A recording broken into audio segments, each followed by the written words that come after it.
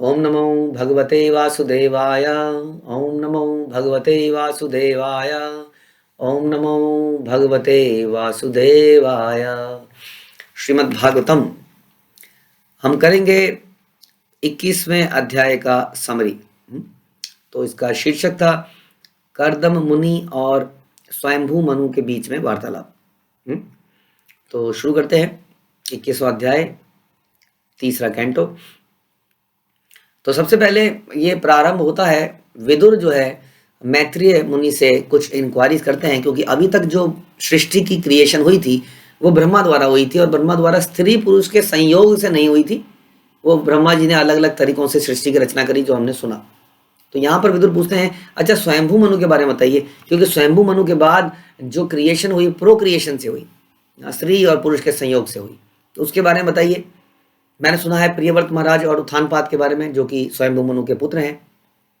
उन्होंने पृथ्वी को कैसे राज्य किया, कैसे चलाया, जरा बताइए। और जरा बताइए उनकी एक बहुत ही प्रसिद्ध बेटी थी जिसका नाम था देवहूति, उसकी शादी कर्दम मुनि से कैसे हुई और कौन कौन से बच्चे हुए, उन्होंने क्या किया। और बताइए देवहूति की दो और बहनों से जिनका नाम था रुचि, जिनका नाम था आकुति और प्रसूति, कैसे रुचि और दक्ष ने उनके साथ विवाह किया। तो इस प्रकार से स्वयंभू मनु के 5 संतानें हुई, 2 लड़के पर्यावत एंड उत्तानपाद, और देवहूति, प्रसूति और आकुति। तो इन लोगों का जीवन आगे कैसे चला, तो इसका आंसर देते हुए बताना शुरू करते हैं मैत्रेय मुनि। और सबसे पहले कर्दम और देवहूति के बारे में चर्चा करते हैं। तो कर्दम मुनि के बारे में सबसे पहले चर्चा करते हैं कि कर्दम मुनि एक बहुत ही बड़े तपस्वी थे, भक्ति योगी थे, भक्तिमय तपस्या करते थे। ब्रह्मा जी के पुत्र होने के कारण उन्हें ब्रह्मा जी से यह आज्ञा प्राप्त थी कि सृष्टि की क्रिएशन कीजिए, सृष्टि की रचना कीजिए, सृष्टि को आगे बढ़ाइए। तो उसको बढ़ाने के लिए ब्रह्मा जी उनके गुरु भी इस तरह से बने। बढ़ाने के लिए उन्होंने 10,000 साल तक तपस्या करी। तो हमने खूब चर्चा करी इसके बारे में कि विवाह करना, संतान उत्पत्ति करना एक एक्सीडेंट नहीं होना चाहिए, एक बहुत ही सोचा समझा कार्य होना चाहिए भगवान की प्रसन्नता के लिए। इसको हम गर्भदान संस्कार भी कहते हैं।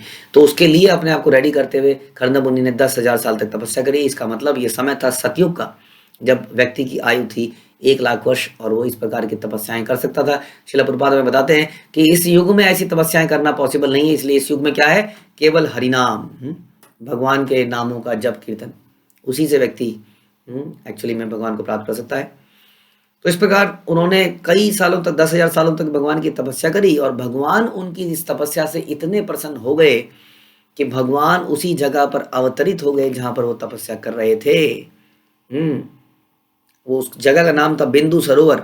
तो सरस्वती नदी के तट पर था, और उस सरोवर के ऊपर भगवान उड़ते हुए आए गरुड़ देव के ऊपर, और गरुड़ देव के ऊपर भगवान खड़े थे। यानी कि एक्साइटमेंट के समय में भगवान, कोई व्यक्ति बैठा नहीं रहता है, वो खड़ा हो जाता है कि नहीं।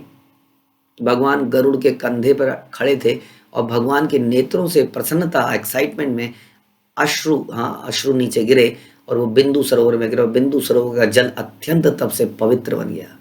अनेक ऋषि मुनि उस बिंदु सरोवर के आसपास रहने लगे, तपस्या करने लगे। तो भगवान इस वक्त पहुंच गए हैं, गरुड़ देव बिंदु सरोवर के ऊपर हैं, भगवान उनके कंधे पर खड़े हैं, और कर्दम मुनि को प्रेम से देख रहे हैं। और कर्दम मुनि जैसे ही उनको देखते हैं, ऐसा लगता है कि उनके जीवन के सारे इच्छाएं उनको प्राप्त हो गई, जीवन का जो भी पर्पस था वो प्राप्त हो गया। परफेक्शन ऑफ आईज इस चीज को कहते हैं। तो आंखों की परफेक्शन क्या है, आंखों की परफेक्शन है भगवान के दर्शन करना। तो इस प्रकार से जब कर्दम मुनि भगवान को देखते हैं, तो भगवान एकदम से चमक रहे थे जैसे कि सूर्य चमकते हैं। उनके गले में सफेद लोटस यानी कि कमल के माला उन्होंने पहन रखी थी, बहुत सुंदर। और उसमें क्या थी, लिली के फूल भी थे।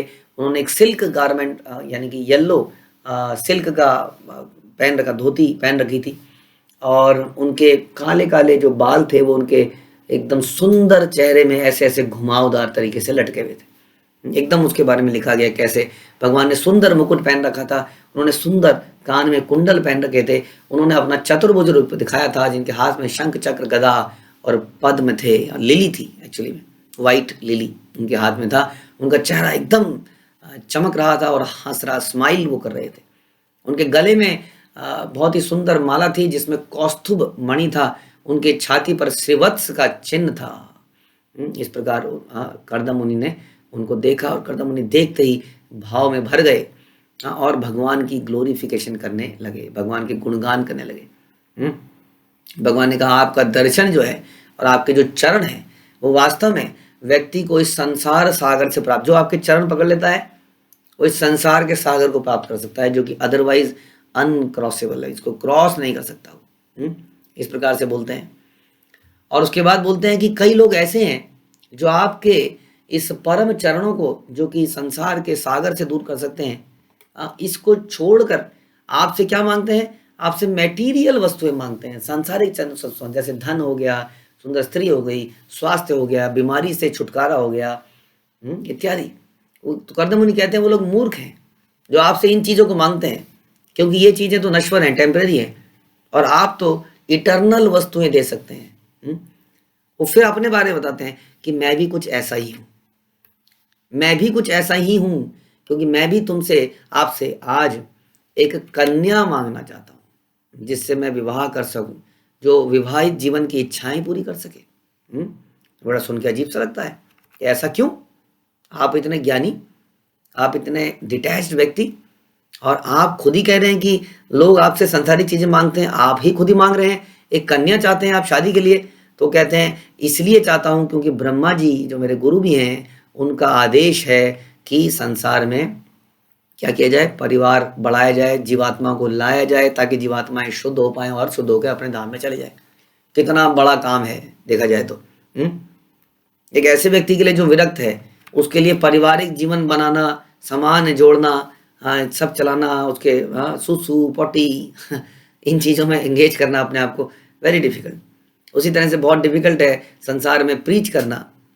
भजन करना आनंद देता है, अपने आप भजन में बैठना बड़ा आनंद देता है, लेकिन हमारे आचार्यों ने क्या किया, प्रीच किया जीवात्माओं को पकड़ के, जो बड़ा मुश्किल काम है। लेकिन गुरु के लिए, भगवान के लिए, चैतन्य महाप्रभु की प्रसन्नता के लिए हम लोग सड़कों पे निकलते हैं, एक एक आदमी को पकड़ते हैं, घंटों समय बिताते हैं और इस तरह उनकी चेतना को उठाते हैं। उसी तरह से कर्दम मुनि भी यही चाहते थे कि भगवान के लिए हम पेन लें और इस पारिवारिक जीवन में जाएं, क्योंकि ऐसी इच्छा है माना इस केस में भगवान की। तो इसलिए वास्तविक प्रेम व्यक्ति के अंदर तब समझ में आता है कि उसको प्रेम है जब वो किसी के लिए कष्ट लेना चाहता है, पेन लेना चाहता है। तो यहाँ पर कर्दम मुनि बहुत बड़ा पेन लेना चाहते हैं और भगवान से एक कन्या मांगते हैं। वो भगवान से कह सकते थे भगवान मुझे अपने धाम दे दीजिए अपना, भगवान तो सामने खड़े हो गए हैं, भगवान स्वयं रो रहे हैं, क्या नहीं दे सकते थे वो। लेकिन वो कहते हैं मेरे को केवल अपने गुरु की आज्ञा का पूरा करना है, संसार में जीवात्माओं को लाना है, उन्हें मुक्त करना है, इसलिए मुझे इस प्रकार की एक कन्या की आवश्यकता है। इस तरह से आगे चलती है कथा और भगवान की वो ग्लोरिफिकेशन करते हैं, भगवान को प्रणाम करते हैं एकदम से। और उसके बाद में भगवान जो है क्या बोलते हैं, सुनिए कर्दम मुनि से। तो भगवान क्या कहते हैं कि आहे कर्दम मुनि, जो आपकी इच्छा है वो मैं पहले ही पूरी कर चुका हूँ, उसका अरेंजमेंट मैं पहले ही कर चुका हूँ। आप सभी जानते हैं, हम सभी जानते हैं कि भगवान के लिए हम सुनते हैं कि सुहृदम सर्वभूतानाम, कि भगवान सबके हितैषी हैं, हमारे हृदय में ही रहते हैं हमेशा। इसलिए वो सब जानते हैं कि हमारे मन में चल क्या रहा है, क्या इच्छाएं हैं, हाँ क्या है क्या नहीं, क्या हमारे पाप कर्म हैं, क्या हमारे पुण्य कर्म हैं, सब जानते हैं। इसलिए अपने भक्त की इच्छा को जान चुके थे पहले ही, और भगवान कहते हैं मैंने उसकी इच्छा को पूर्ति करने का पहले ही प्रबंध कर दिया है। हाँ, हम देखते हैं कि भगवान हमारी उन्हीं इच्छाओं को पूरी करते हैं, उसी प्रकार पूरी करते हैं जो हमारी ग्रोथ में, आध्यात्मिक ग्रोथ में लाभ करे। ये देवताओं की तरह नहीं है कि देवताओं से हम जो मांगते हैं वो देना पड़ता है उनको, जैसे रावण ने मांगा, जैसे हिरण्यकश्यपु ने मांगा, जैसे अनेक राक्षस भस्मासुर ने मांगा। हाँ, ये लोग देवताओं की तपस्या करके ऐसी ऐसी वस्तुएं मांगते हैं जो वास्तव में उन्हीं के लिए विनाशकारी साबित होती है। लेकिन भगवान जब अपने भक्त को देते हैं, जैसे कोई दुकानदार आपको जहर भी दे देगा यदि आप मांगने जाओगे तो, लेकिन अगर पिता कुछ देगा तो साथ में बहुत सारी इंस्ट्रक्शन देगा, ध्यान रखेगा कि इसका कुछ नुकसान ना हो जाए। तो इसी प्रकार से भगवान यदि अपने भक्तों की कोई भौतिक जरूरत भी पूरी करते हैं तो इस प्रकार पूरी करते हैं कि उसको कोई नुकसान ना हो जाए, जैसे कि ध्रुव महाराज। तो इसलिए भगवान कहते हैं मैंने तुम्हारी इच्छा पूरी करने का पहले इंतजाम कर दिया है। और आज से 3 दिन, आज से तीसरे दिन यानी कि परसों स्वयंभू मनु आएंगे। स्वयंभू मनु कौन है? जो सारे के सारे पृथ्वी के ऊपर राज्य चलाते हैं, वो है स्वयंभू मनु। उनकी एक बहुत ही सुंदर और सुशील बेटी है जिसका नाम है देवती।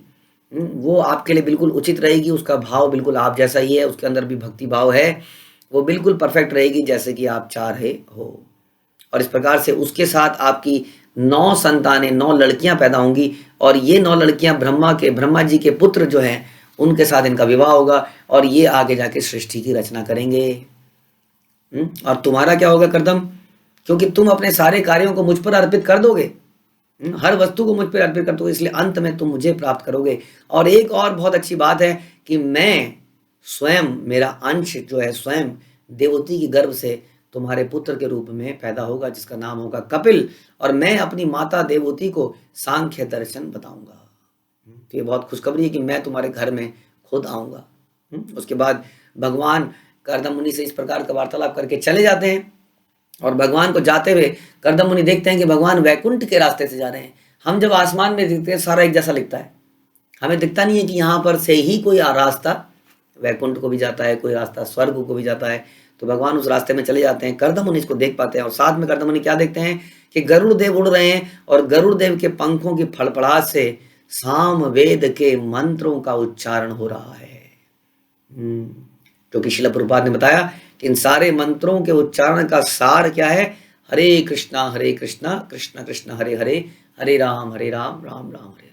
तो इस प्रकार से भगवान यहाँ से चले जाते हैं। फिर थोड़ा सा डिस्क्रिप्शन 38 से 44 श्लोक में आता है बिंदु सरोवर के बारे में, कि बिंदु सरोवर जैसा हमने चर्चा करी, क्योंकि वहाँ पर भगवान की आंखों का एक बूंद गिरी, वो सरस्वती नदी के तट पर था।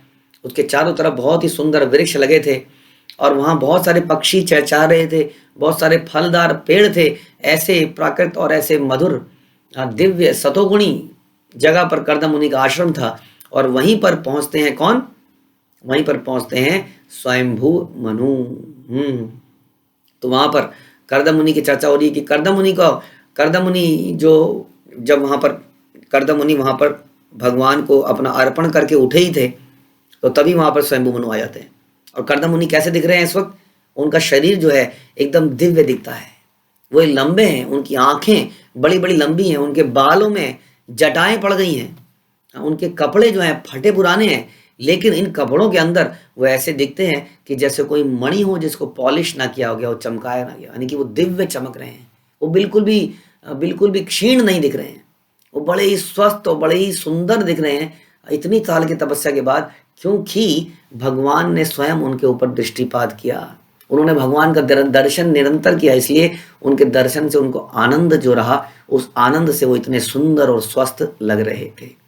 तो कर्दम मुनि आते हैं और स्वयंभू मनु आते हैं और स्वयंभू मनु उनको प्रणाम करते हैं और प्रणाम करके वहाँ बैठ जाते हैं। कर्दम मुनि उनको देखते हैं कि स्वयं राजा स्वयंभू मनु उनके आश्रम में आए हैं और ये देखते ही कर्दम मुनि ग्लोरीफाई करते हैं स्वयंभू मनु को। वो इस प्रकार करते हैं, हमने सुना कैसे एक हायर आश्रम और हायर वर्ण का व्यक्ति जो कि कर्दम मुनि थे, वो किस प्रकार से एक लोअर वर्ण और लोअर आश्रम, क्योंकि क्षत्रिय और गृहस्थ की ग्लोरिफिकेशन करते हैं।